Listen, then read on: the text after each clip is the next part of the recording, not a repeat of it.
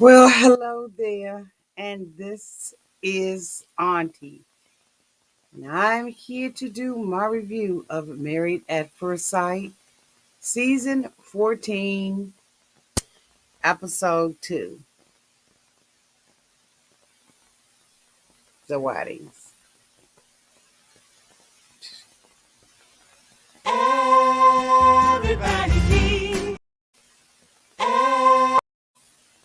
everybody needs a sweet old auntie. Everybody needs with a whoop whoop and a boop boop boop. auntie that You can make this up. Now you know that these are some crazy motherfuckers. everybody needs a sweet old auntie. So why even bother? Aunties and lives, sweet old auntie. Aunties and ways.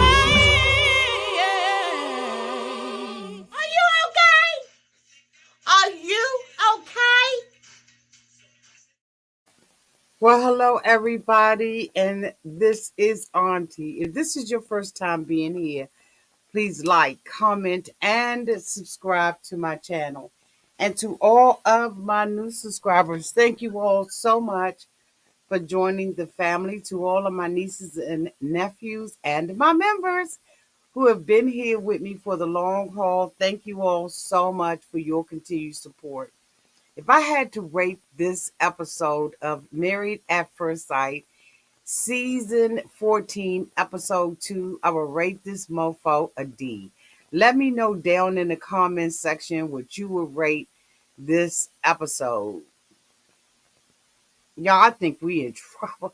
Like, I got a feeling.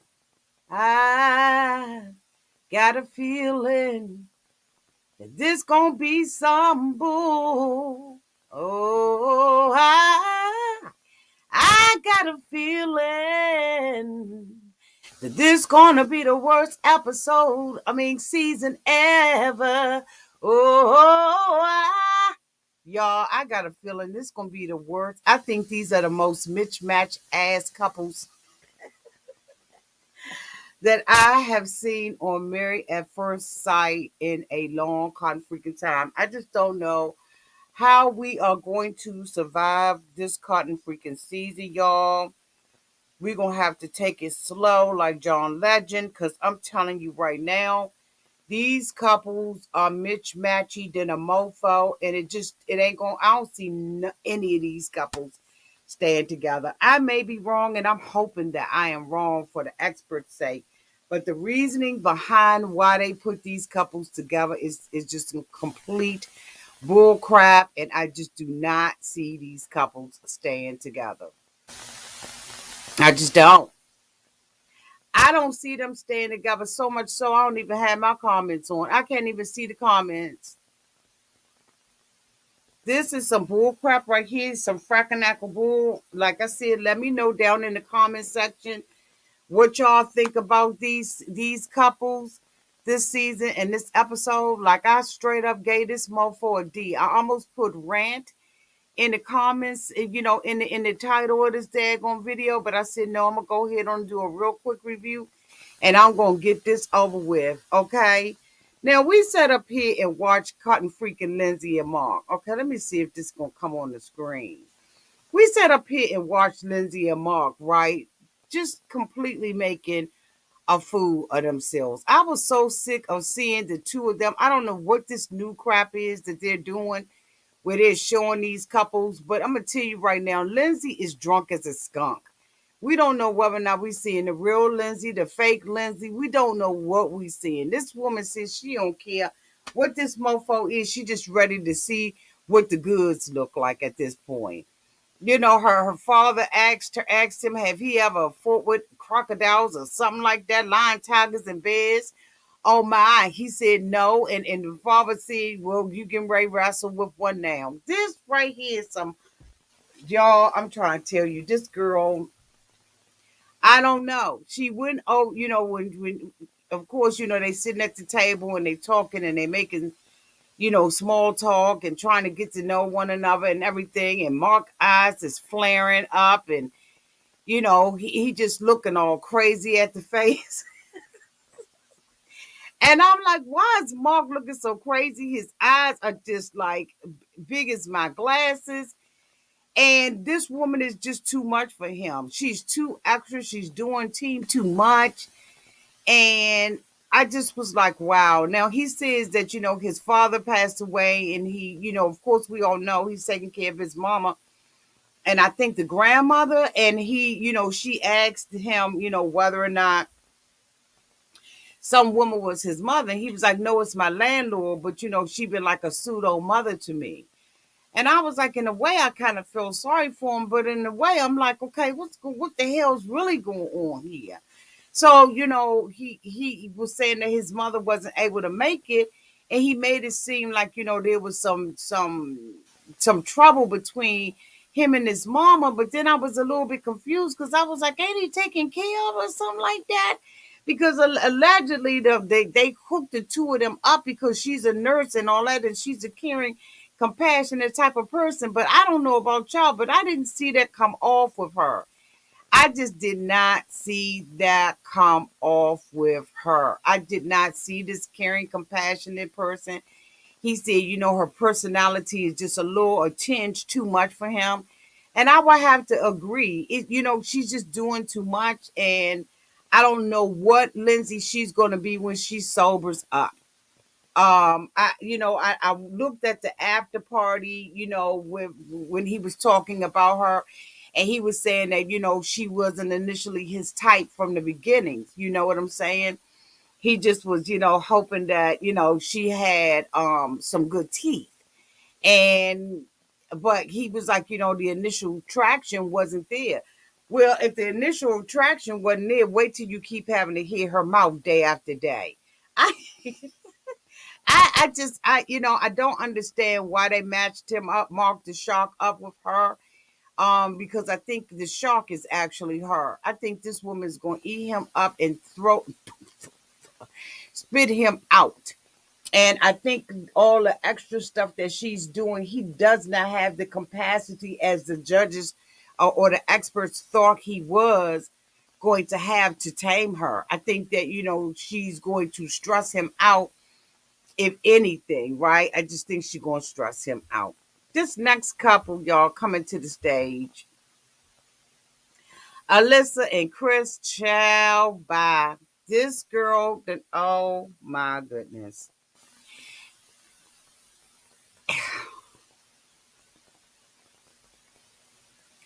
This chick is worse than Marla.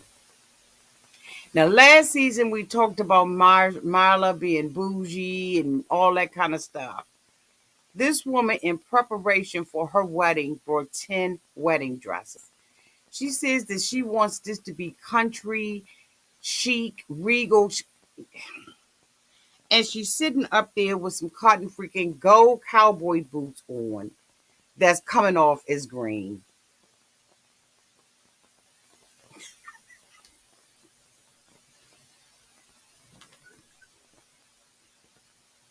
You can't make this stuff up. Them cowboy boots I don't know how much she paid for. Frankly, I don't care. Anytime you sit there and you tell me that you got 10 wedding dresses in case the wedding dress doesn't look right, means that you are unable to make a decision. You are unstable in all your cotton freaking ways, and nothing is ever good enough. And he is in on the other side of town buying a suit, and he said it doesn't make a difference on what, whether or not it fits right, whether or not it's the right color. It's a whole combination. It's all of it put together. He's hoping that when she comes down the aisle and she sees him standing in front of the priest, that she thinks that he's got his stuff together. So so I don't understand what that means. I don't know if he wants her to think because he's got these clothes on and these shoes on at a time where you're supposed to have the best clothes and shoes on, that this is going to equate to him having himself together. It's almost like a Bama that's riding around in a Mercedes Benz, right, and all they got is that Mercedes Benz.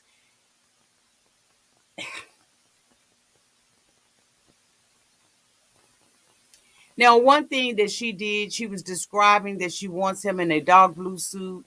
Shows what she has imagined in her mind she's getting. But I don't know whether or not this is going to be enough for her. 10 wedding dresses, y'all. 10. 10.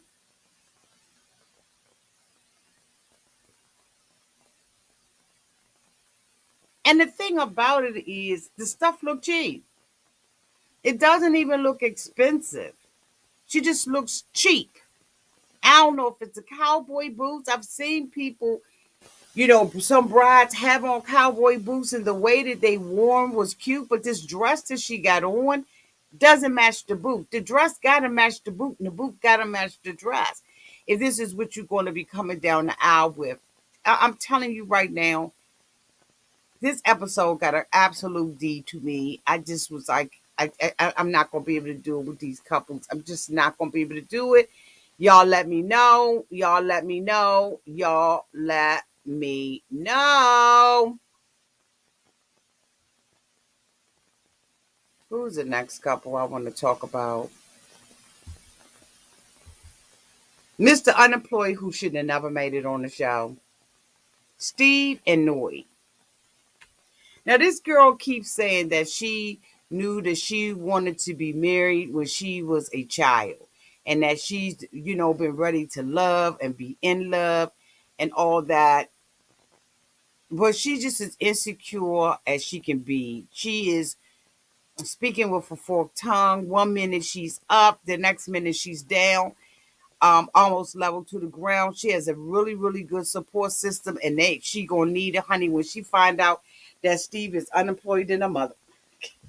She's going to find out that all of those dreams of having a child and a wonderful marriage and Cinderella and happy ever after, honey, when she find out this mofo don't have the finances. He said that he had been on a cotton freaking excursion or some type of trip for what, 4 months or 4 weeks or something like that. He said, y'all let me know in the comment section. And he is not used to, being settled or being accountable to anybody. He doesn't work a job. He's going to figure that out when he gets with her, figure out whether or not he's going to be at McDonald's, honey, or Jack in the Box. Bitch, when she finds out that this mofo ain't got a pot to piss in their window to throw her out of, it is going to be devastating. But the thing about it, that I was looking at her and I was like, and you know what? Don't get mad at me. I'm just saying. When they zoomed in up on her skin, honey, and that skin was blotchy and tore up like that, I said, why didn't she get some microabrasion or something on her skin? Or so I don't know what it is. Maybe she just got really bad adult acne. Y'all let me know down in the comment section. But I was like, that needed to be fixed. The whoever her makeup artist was caked all this makeup on her face, and I know that ain't important. That ain't what y'all came here to say here. But y'all, I'm telling you right now, when I saw that skin ruffled up like that, I said, I ain't gonna be able to do this. She's a nice girl and all that kind of stuff, but I think she has fantasies about what marriage is and what it's going to be like. And these people seem like they got it all together, yet they going to an expert and letting three strangers pick their spouse for them. I don't understand it. I just really think that the experts made the wrong decisions. There had to been other qualified people in the pool of people that they was looking at, because this just not going to do it for me. I'm sorry, it's not going to do it for me. And I just need to move the hell on to Mr. Insecure, honey. Okay. Mr. Isaac Olajuwon or whatever, honey, she could not get his name together. Katina could not get this mofo's name together. And Katina, I'm right with you. This mofo right here said that he was a player from the Himalayas and that he did now, turned in his player card and all that kind of stuff. And she, really wants somebody who, is really serious about this thing called marriage and all that kind of stuff. I'm going to tell you right now, he is infatuated with who and what she is. When she came down that aisle, first of all, was it Katina's mother that was mispronouncing words like Katina's mama, honey? I think was standing there. Yeah, I think it was Katina's mother that was standing there and was trying to give her advice and everything. And girl was mispronouncing the dog dude out of names. I'm gonna come to the comment section. Was it her mama, y'all?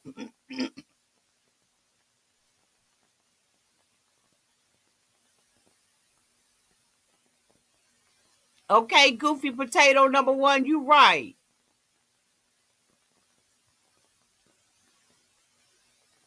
Okay, exotic expression, I see you. Okay, so maybe y'all behind. Okay, y'all must be behind. Her mama was up there trying to, honey, give her advice about what the mofo should and shouldn't be and all of that. And she ain't really agreeing with, all the stuff that's going on. But honey, I'm telling you right now, he was infatuated with her. When he saw her come down that aisle, honey, first of all, he's, okay, so he's with his boys, right? And they are, talking and all that kind of stuff. And he gets really emotional. And his friend gives him some, advice and all of that kind of stuff. I think the friend is just too involved, but okay.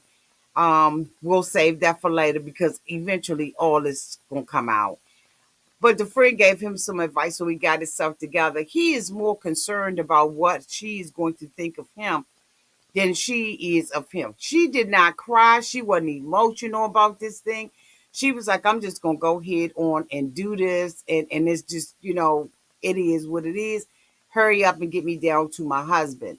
And he's standing down there, and he's one of those type of guys, in my opinion, that has to have the baddest chick. He's the one in the group that gotta say that his girl is a dime piece.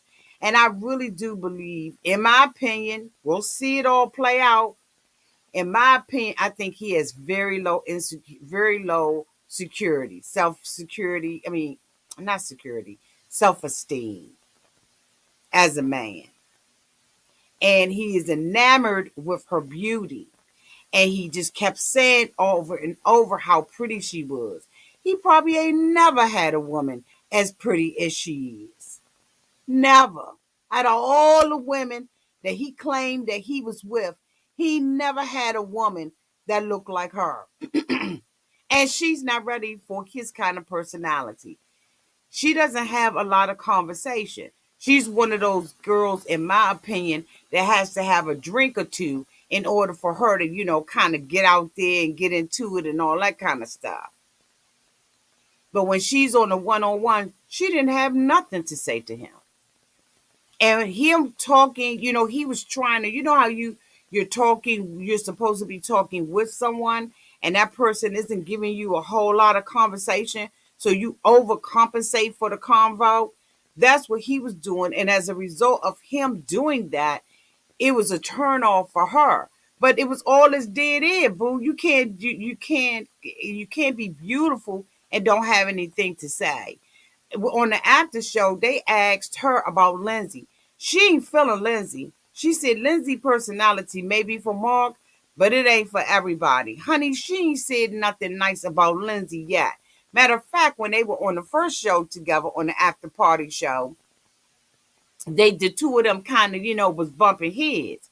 So, we can already see that there's some friction between the women folk, hon. And I think that that's going to play out this season. Okay. I think this is just going to be messy boots.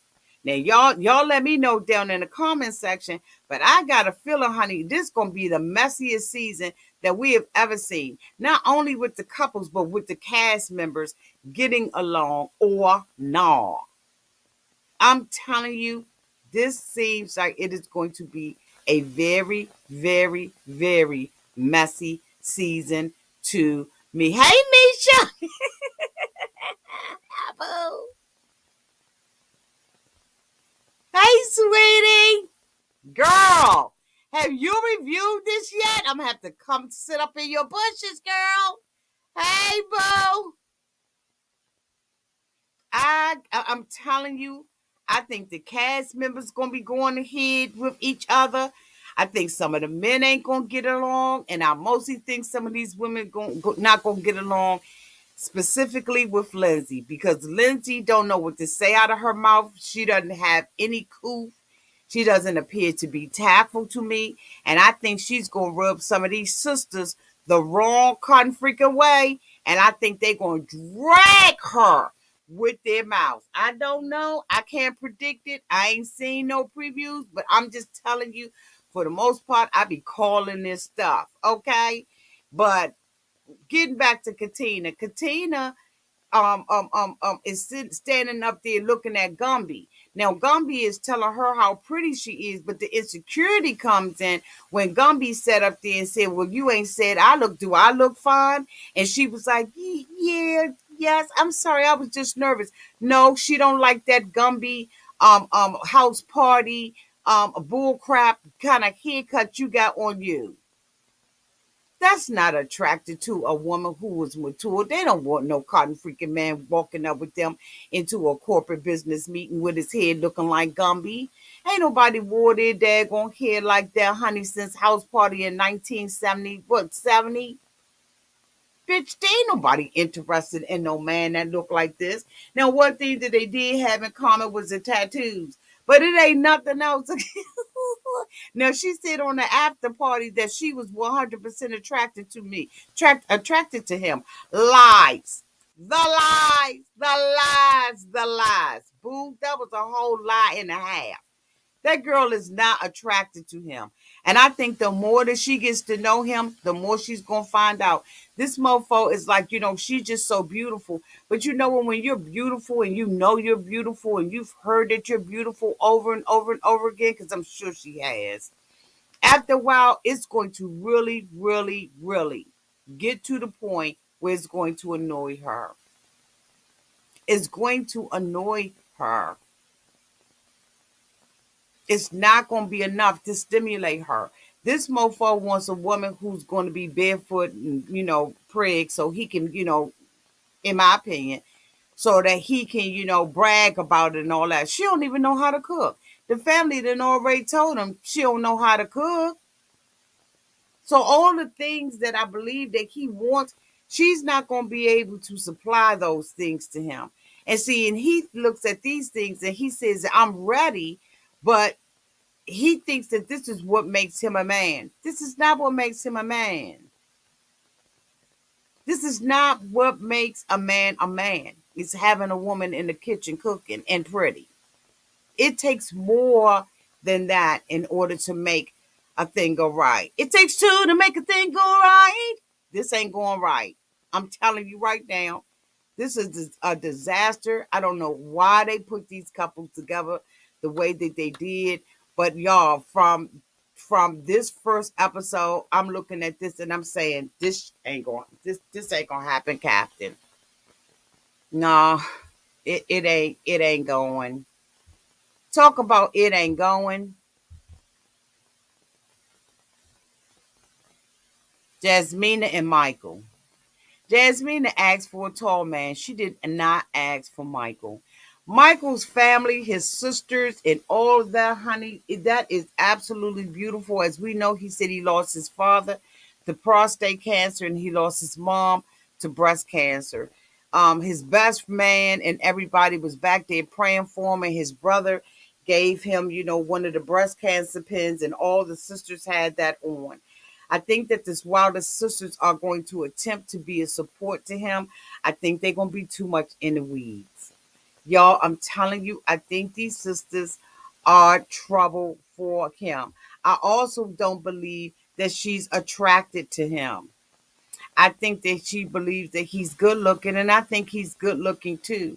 But I just don't think that there is chemistry. When they asked her specifically whether or not there was, any chemistry, she said, Oh, about that much. I mean, Mary about that much. But just I gotta talk to him. Bitch, if there's chemistry, you don't have to ever say any words. You don't have to say words when there's chemistry. She said when she was coming down the aisle, her family and stuff, they ain't like her dress. And, so she was feeling a little insecure, a little insecure. And she said when she was coming down the aisle, that the sisters was like, oh my God, her dress is gorgeous. And she said she started crying because, she said she was like, oh my God, the sisters are supportive. They like my dress, right? She needed to hear that. And when she came down the aisle, he was like, whoa, like, wow, she's beautiful and all of that kind of stuff. This motherfucker gonna sit up there and write in his vows that he's gonna be transparent and he's gonna giving her the best that she got, like Anita Baker. And he telling lies because he doesn't have the capacity to do it. After they did their wedding vows and all of that kind of stuff. Because see, when they had first started off and she was in the room, because I think she did not feel the support really from her family and everything the way that she wanted it to be, she got sick. She started getting real nauseous and everything. And so when she was getting nauseous, the production team was like, nah, I mean, we know you don't feel good and everything, but bring your ass on out here. We ready to go. They ain't show her no care, compassion. Okay, when I say no care, compassion, no care, compassion. They just was like, all right, time for the time for the show to go on. So, she, went on out there and everything. She did what she needed to do. And, she saw him standing down the aisle and all of that kind of stuff. Again, I don't think that there was any connection. He's spoiled, and with spoiled, most of the time comes entitlement. And I think while the sisters have done their best, and I'm not really trying to criticize the sisters, I think that they've created a little monster in him with unreasonable expectations. When they sat down for the first time, this mofo opens up a champagne bottle for them and then doesn't even do a toast. I said, he ain't got no clue. No etiquette, no charm, no, he ain't suave. I mean, like, he none of that. After they got married and they jumped the broom and everything, he gonna tell my girl, you gonna have to strut. What the, you talking about strut? This ain't the runway. This ain't Vogue. Like, be a man. You gonna have to strut. Why? You don't even know her. You don't know her enough to say that. She ain't strut. She just walked. And then when they sit down, he don't give a toast. She was like, damn. But she ain't ready either. Because she knew that she was getting married. Now, maybe she had already made her travel plans, but this is a red flag, men. She had already prepared a birthday party in Jamaica and then asked him, was he going? Did he want to go? But if you knew that you was getting married at first sight, you should have canceled that and made sure that it was okay with your man. I'm just saying, don't get mad at me. Stop throwing rocks. Don't throw rocks. There should have been some changes made, in my opinion. Some changes should have been made on her part to accommodate her husband. So she's hoping that the honeymoon is in Mexico and not in Jamaica because she already got plans to go to Jamaica. That's a flag to me. If a man has said that to me, okay. Thank you so much, Big Red, for becoming a member. Welcome to the family. Welcome, welcome, welcome, welcome. I'm hoping you enjoy the live chat nightcap tomorrow. The drink menu is out there on the wall, honey. So you make sure you get that drink and join us tomorrow night. Thank you so much. Y'all please welcome Big Red to the family. Welcome, boo. If a man had done that to me, I marry him, and then on the wedding day he says to me, well, I'm hoping it's not there because I already got a trip can I'm playing. Oh, look, we'll be immediately wondering when is he canceling that trip, and I should not have to ask him to do so. But we'll see. I don't think that this is a good match between the two of them because I don't believe that she got what she wanted. And I believe that she too was going to be like Marla and say, this is not what I asked for. I think that a lot of these couples are going to be able to point their fingers at the experts and say, you gave me what I didn't ask for. I don't know why every year they do the same thing. I'm not getting it. I don't understand it at all. But we're going to see. Again, I gave this episode a D. We don't really get into it until we start going to the honeymoons and all of that kind of stuff and all of the little defenses and the representatives, you know, go away and we really start to see these people for who they are. I think a lot of these men have insecurities and it is just unfortunate. And then they don't even have the career, the stability, a lot of them to even offer these women that they coupled up with. But we'll see. We'll see whether or not Auntie is right or Auntie is wrong. By the middle of the episode, we'll be able to, reassess if we need to, if we believe that some of these couples are staying together. But from what I'm seeing, honey, this is a mismatch hard par jabot. Y'all, this is the end of my review. I love you all so much. We will talk again soon. Until next time, love y'all. Bye, y'all.